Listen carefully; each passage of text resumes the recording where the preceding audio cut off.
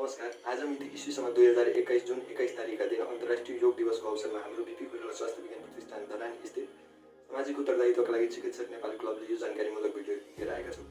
प्राय महिलाहरूमा देख्ने PCOS अर्थात् पोलिसिस्टिक ओभेरियन सिन्ड्रोमको लक्षणहरू न्यूनीकरण गर्ने विभिन्न यौगिक आसनहरू यहाँ देखाइएका छन्। PCOS को उपचार सम्भव छैन र यसको लक्षणहरू न्यूनीकरण गर्ने विभिन्न तरिकाहरू छन् र योगा त्यसमध्ये एक हो। सर्वप्रथम हामीले PCOS के हो भनेर जान्नुपर्ने आवश्यक छ।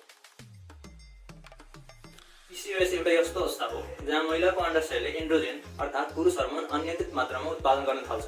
महिलाहरूको अण्डाशयमा असङ्ख्य मात्रामा सिस्टहरू देखा पर्छन्। महिलाहरूमा देखा पर्ने अनियमित महिनावारी, सिसले भरिएको अण्डाशय, जिउभरि असामान्य रूपमा कपाल पलाउने, शरीरको तल बढ्ने, किडनीले भरिएको त्वचा र बाँझेपन जस्ता लक्षणहरू देखा पर्छन्। महिलाहरूमा देखा पर्ने मुटु सम्बन्धी रोग यस PCOS को प्रमुख घातक परिणामहरूमध्ये एक हो। PCOS कुन कारणले हुन्छ भन्ने कुरा स्पष्ट भएको छैन, तर शरीरमा अनियन्त्रित मात्रामा हर्मोनको उत्पादन हुनु, इन्सुलिनले काम नगर्नु र वंशानुगत जिनहरू जस्ता प्रमुख कारणहरू मान्न सकिन्छ। PCOS रोग नियन्त्रण गर्नका लागि खानपान र जीवनशैलीमा विशेष ध्यान दिनुपर्ने हुन्छ। जीवनशैलीमा पनि ध्यान दिनुपर्ने सबभन्दा महत्त्वपूर्ण कुरा हो योगा। योगाले शरीरको तल घटाउने, रगतमा चिनीको मात्रा सन्तुलन गर्ने, यो रोगमा बढेको एन्ड्रोजेनको मात्रा कम गर्ने, महिनावारी नियमित पार्ने र स्ट्रेस तथा डिप्रेसनबाट मुक्त गराउने गर्छ। यसका लागि केही उपयोगी यौगिक आसनहरू यस प्रकार रहेका छन्। सुरुमा हामी रिल्याक्स भएर बस्ने, खुट्टा स्ट्रेच गर्ने र ढाड सिधा राख्ने। अब हामीले बिस्तारै नी बेन्ड गर्ने र खुट्टा आफूतिर ल्याउने।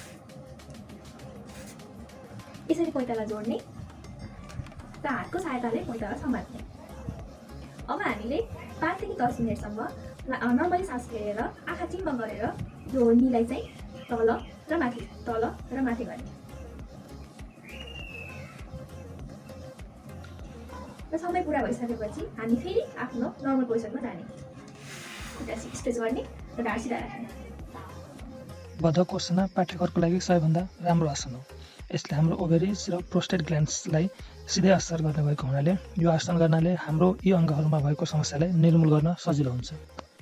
पद्मासना गर्नको लागि आफ्नो ढाड सिधा राखेर खुट्टा तिर्साएर बस्नुहोस्। त्यसपछि आफ्नो दाहिने खुट्टालाई बिस्तारै देब्रे थाइको माथि पैतालामाथि फर्काएर राख्नुहोस् र देब्रे खुट्टालाई पनि त्यसरी नै राख्नुहोस्। अब आफ्नो ढाडलाई सिधा राखेर हातलाई चिन बुँदामा राखी लामो लामो सास फेर्नुहोस्। पद्मासनाले हाम्रो मस्तिष्कलाई सक्रिय बनाउने र कमर खोल्ने काम गर्दछ। यसका साथै ढाडको तल्लो भाग दुख्ने र खुट्टासम्म सिल्का हान्ने समस्या, जसलाई अङ्ग्रेजीमा सियाटिया पनि भन्छ, यसलाई पनि पद्मासनाले कम गर्ने काम गर्दछ। यसको लागि चाहिँ फर्स्टमा हामी पेटको हुटोमा पल्टिने, सबै सिधा हुने, अनि त्यसपछि आफ्नो हात चाहिँ टाउको नजिक लग्ने, अनि फर्स्टमा सास फेर्ने हुँदाखेरि माथिदेखि चाहिँ सास फाल्ने। टाउको चाहिँ अलिक माथि, यो हात तपाईँ सिधा पनि राख्न सक्नुहुन्छ, जति तपाईँको मेन्टेन हुनसक्छ त्यति, जति तपाईँ सक्नुहुन्छ त्यति। यतिको आधी राखेर यतिको गर्दा नि हुन्छ, हुँदैन। नभए सक्नुहुन्छ भने यो माथि राखेर माथिको अप्पर बडी चाहिँ फर्स्टमा उठाउनु, पेट चाहिँ अलिकति म्याटमै होस्, अलिक माथि आकाशतिर हेर्नु। भुजाङ्गसना अर्थात् कोब्रा पोज। यो आसनले हाम्रो मेरुदण्डलाई स्वस्थ राख्नको साथसाथै हाम्रो पेल्भिक रिजनलाई पनि स्वस्थ राख्न मद्दत पुर्याउँछ। यसले हाम्रो पेल्भिक रिजनमा रक्त सञ्चारलाई बढाउँछ, जसले गर्दा महिनावारीको समस्या बिस्तारै घट्दै जान्छ, महिनावारी समयमै हुन जान्छ र हाम्रो प्रजनन क्षमता पनि बिस्तारै बढ्दै जान्छ। लागि हामीले हाम्रो म्याटमा वज्रासनमा बस्नुपर्छ। बसिसकेपछि हामीले हाम्रो शरीरलाई अगाडिपट्टि झुकाउनुपर्छ र एउटा कुरा हामीले ध्यान दिनुपर्छ कि अगाडिपट्टि शरीरलाई झुकाउँदाखेरि हामीले सास भित्र दिनुपर्छ। म गरेर देखाउँछु। हात चाहिँ पछाडि राख्ने र भित्र सास दिँदै बडीलाई अगाडितर्फ झुकाउने। केही बेर होल्ड गर्ने अनि सास फाल्दै आफ्नो नर्मल पोजिसनमा आउने। यदि तपाईँहरूलाई यो हात पछाडि राखेर गर्न अप्ठ्यारो हुन्छ भने अझै एउटा विधि छ र त्यो विधिमा हामी हाम्रो हात अगाडिपट्टि राख्छौँ। म फेरि गरेर देखाउँछु। सेम त्यही तरिका हो। शरीरलाई अगाडिपट्टि झुकाउने, सास फेर्दै केही बेर होल्ड गर्ने अनि फेरि सास फाल्दै नर्मल पोजिसनमा आउने।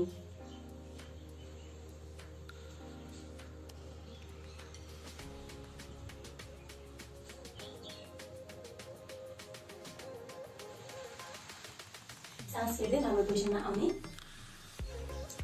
हामी यसरी बालासन गर्न सक्छौँ। बालासन गर्न सबभन्दा राम्रो समय भनेको मर्निङको टाइम, द्याट इज बिहानीको समय हुन्छ। र एउटा कुरा हामीले बालासन गर्दा ध्यान पुर्याउनुपर्छ, त्यो यो हो कि हामीले बालासन गर्दाखेरि या कुनै पनि आसन गर्दाखेरि हाम्रो पेट खाली हुनुपर्छ। बालासना यो आसनले हाम्रो खुट्टा, कुल्चाहरू र काँधहरू फैलाउँछ र रक्त सञ्चालन बढाउने काम गर्छ। यसका साथै हाम्रो पाचन प्रणालीमा पनि यो आसनले धेरै सुधार ल्याउँछ।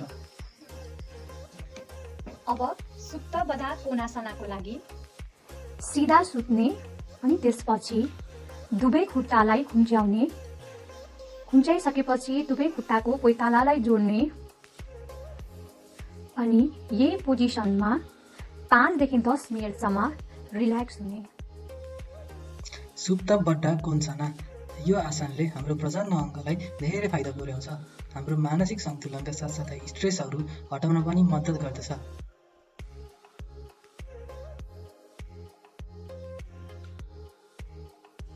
सावसना। यसले मस्तिष्कलाई पुनः क्रमबद्ध गराउन र हाम्रो जिउमा कोर्टिसोल नामक हर्मोनको लेभल मिलाउन मद्दत पुर्याउँछ। यसका साथै यसले शरीर, दिमाग र आत्मालाई कायाकल्प गर्दछ। हाई एभ्रिवान, सो आज चाहिँ हामी अनुलोम विलोम प्राणायाम गर्नेवाला छौँ। Let's get started.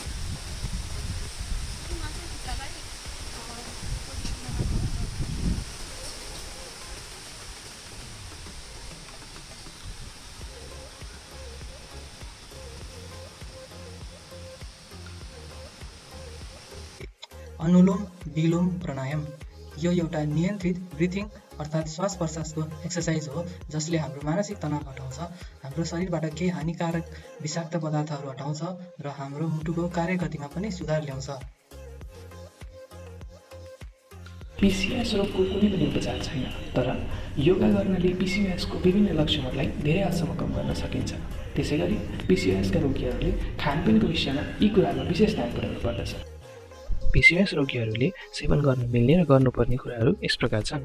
फाइबरयुक्त खानेकुराहरू जस्तै सुन्तला, बेरिज, मेलन्स, हरियो सागसब्जी जस्तै पालक, ब्रोकाउली, फुलकोपी, अलिभ ओइल, एभोकाडो, नरिवल र ड्राई फ्रुट जस्तै ओखर, आल्मन्ड र पिस्टासियो।